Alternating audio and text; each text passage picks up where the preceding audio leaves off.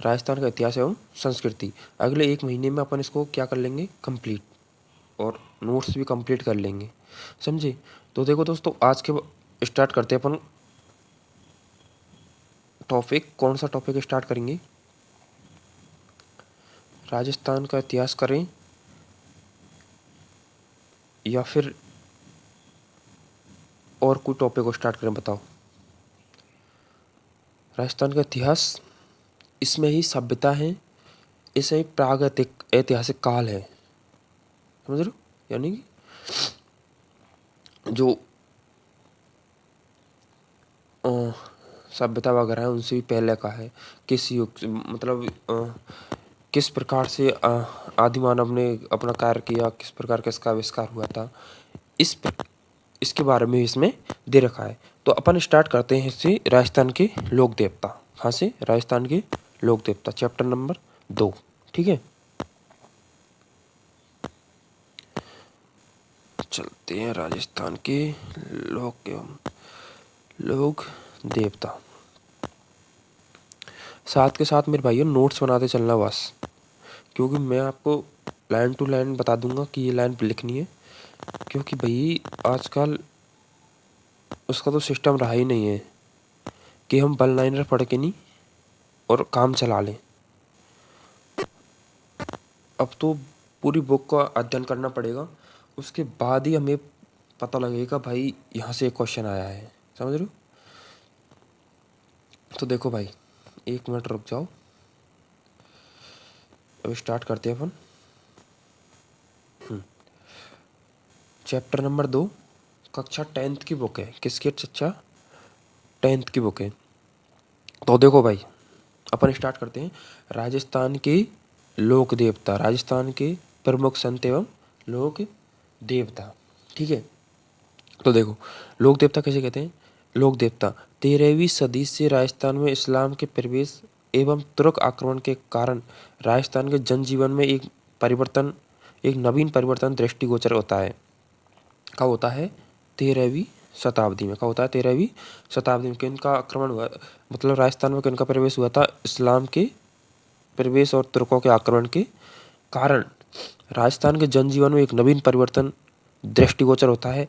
इस्लामी संस्कृति के प्रभाव एवं तथा रूढ़िवादी और बाह्य आडंबर से उत्पन्न वातावरण में प्रबुद्ध मनीषियों की चिंतन धारा मंदिरों एवं मूर्तियों की अपेक्षा ध्यान, मनन, नाम स्मरण की दिशा की ओर प्रभावित होने लगी। यानी कि पहले जो मंदिर और मूर्तियों की पूजा करते थे, वो धीरे धीरे अपने ध्यान और मनन और नाम स्मरण की ओर क्या होने लगे, विस्थापित होने लगे।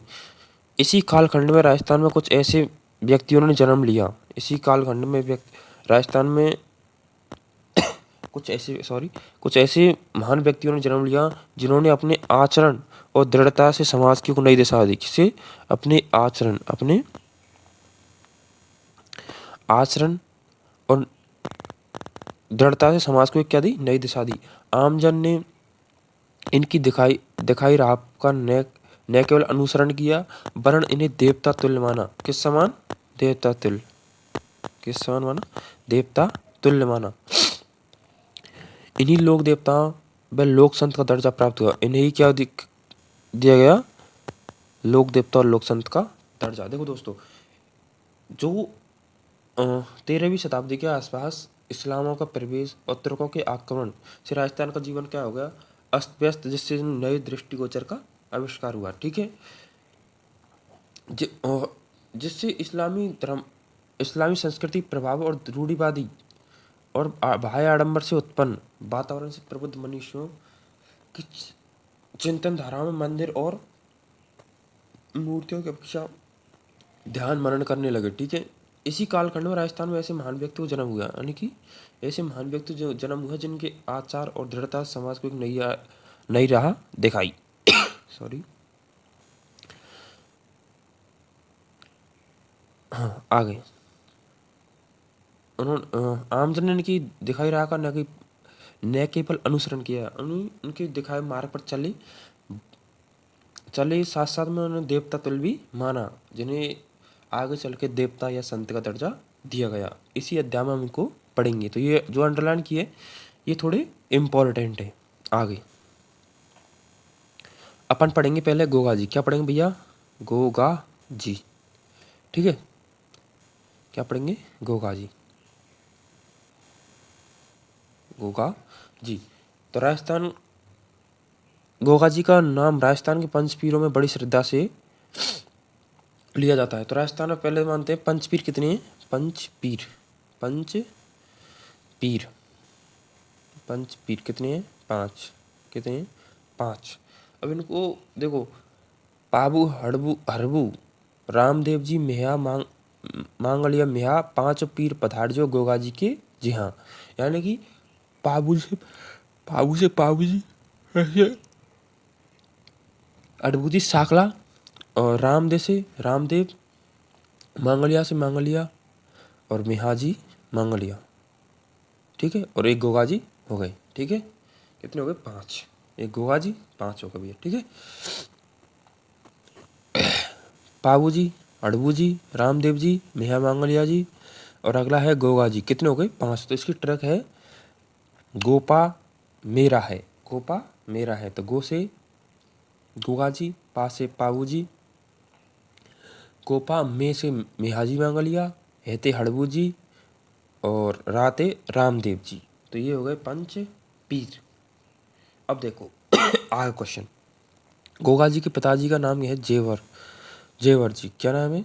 जेवर। और माता का नाम है बाछल देवी। क्या है? बाछल देवी। क्या है दोस्तों? बाछल देवी। तो देखो इसमें पढ़ने की चीज़ है, गोगा जी पंचपीरों में शामिल हैं। कितने पीर हैं? 5। कितने दोस्तों? 5 पीर हैं। ठीक है, अगला।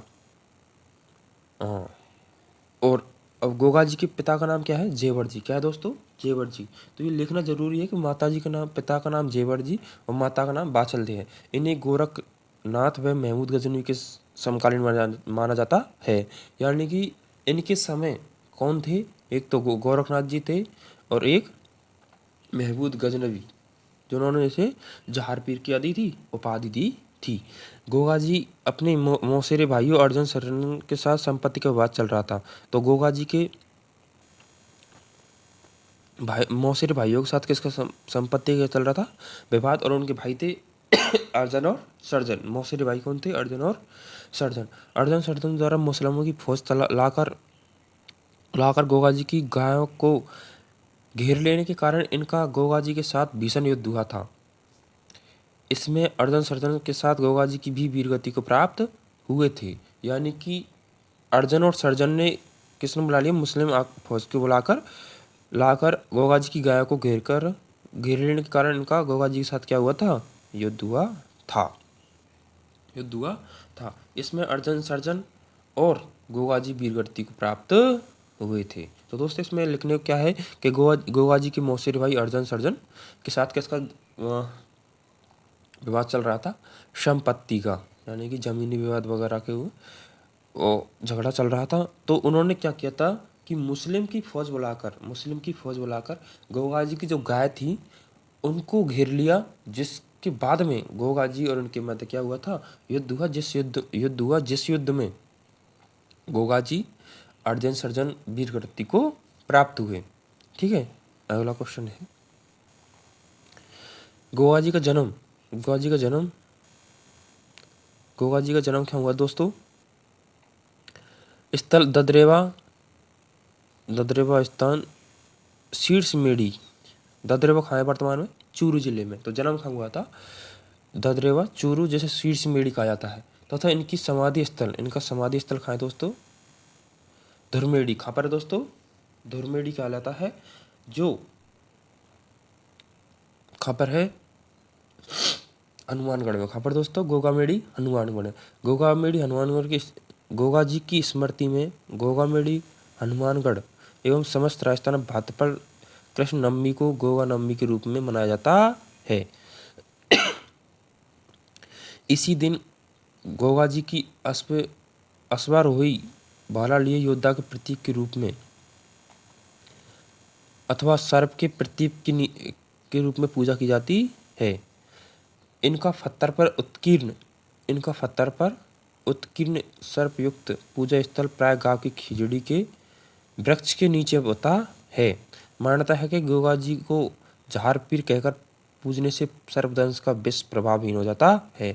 यानी कि मान्यता क्या है कि गोगा जी को झार पीर कहकर पूजने से सर्प दंश का विष क्या हो जाता है, प्रभावहीन हो जाता है, यानी समाप्त हो जाता है, उसका असर नहीं होता है। हिंदू नागराज तो मुस्लिम गोगा पीर के रूप में इनकी पूजा करते हैं। ठीक है दोस्तों, तो ये तो पूरा पैराग्राफ ही इंपॉर्टेंट है। इसमें पहला है गोगा जी का जन्म ददरेवा शीर्षमेढ़ चूरू में हुआ था, जैसे शीर्षमेढ़ कहते हैं सॉरी, तथा इनका समाधि स्थल गोगामेढ़ी हनुमानगढ़ में है, जिसे धुरमेढ़ी कहा जाता है। ठीक है दोस्तों, और समस्त राजस्थान में इनका मेला कब बढ़ता है दोस्तों, भाद्रपद कृष्ण नवमी को, जिसे गोगा नवमी भी कहा जाता है। इस दिन गोगा जी की अश्वारोही भाला लिए योद्धा के प्रतीक के रूप में अथवा सर्प के प्रतीक के रूप में पूजा की जाती है। यानी कि एक तो ये हो सकता है कि अश्वारोही भाला लिए योद्धा के प्रतीक के रूप में, और दूसरी है सर्प के प्रतीक के रूप में पूजा की जाती है। और इनका पत्थर पर उत्कीर्ण सर्पयुक्त पूजा स्थल प्राय कहाँ पर होता है, खेजड़ी वृक्ष के नीचे होता है। यानी कि उनका पूजा स्थल किस वृक्ष के नीचे होता है, खेजड़ी वृक्ष के नीचे होता है। ठीक है, अगला है मान्यता है कि गोवा जी को झारपीर कहकर पूजने से सर्पदंश का विष प्रभावहीन हो जाता है। यानी कि जब किसी को सांप डस लेता है तो गोगा जी को झारपीर कहकर पूजने से उनके जो जहर है वो फैलता नहीं है और असर नहीं करता है। इसका मतलब ये है प्रभावहीन, यानी कि प्रभाव नहीं रहता है। हिंदू इन्हें नागराज तो मुस्लिम गोगा पीर के रूप में इनकी पूजा करते हैं। ठीक है दोस्तों, तो ये हमारा क्या हुआ, गोगा जी क्या हुआ दोस्तों, गोगा जी एक बार शॉर्ट में समझ लेते हैं। गोगा जी राजस्थान के पंचपीरों में शामिल हैं। ठीक है, इनकी माता का नाम जेवड़ जी, माता और पिता का नाम जेवड़ जी और माता का नाम बाछलदे है। ये गोरखनाथ और महमूद गजनवी की क्या है, समकालीन है। क्या है दोस्तों, समकालीन है। अगला, इनके मौसेरे भाई अर्जन सर्जन, और उनसे क्या चल रहा था, जमीनी विवाद, यानी कि संपत्ति का विवाद चल रहा था। अगला है, तो उन्होंने मुस्लिम सेना बुलाकर इनकी गाय को गिरवा दिया, जिससे उनके बीच युद्ध हुआ। तो अर्जन सर्जन और स्वयं गोगाजी क्या हुए थे, वीरगति को प्राप्त हुए थे। इनका जन्म धदरेवत चूरी में हुआ था, जिसे शीर्षमेढ़ कहते हैं, तथा इनका समाधि स्थल गोगामेढ़ी हनुमानगढ़ में है, जिसे धुरमेढ़ी कहते हैं। अगला, इनकी स्मृति में प्रतिवर्ष भाद्रपद कृष्ण नवमी को मेला भरता है, जिसे गोगा नवमी भी बोलते हैं। इनका प्रतीक चिन्ह है अश्वारोही भाला लिए योद्धा के प्रतीक के रूप में या सर्प के प्रतीक के रूप में पूजा की जाती है। ठीक है, इनका पत्थर पर इनका उत्कीर्ण सर्पयुक्त पूजा स्थल गांव में खिजड़ी वृक्ष के नीचे होता है। मान्यता है कि गोगा जी को झारपीर, यानी कि उनका झारपीर कहकर पूजने से जो सांप का विष है वो क्या हो जाता है, समाप्त हो जाता है। और हिंदू नागराज तो मुस्लिम से गोगा पीर के रूप में इनकी पूजा करते हैं। तो ये उपान का क्या हुआ था दोस्तों, गोगा जी क्या हुआ दोस्तों, गोगा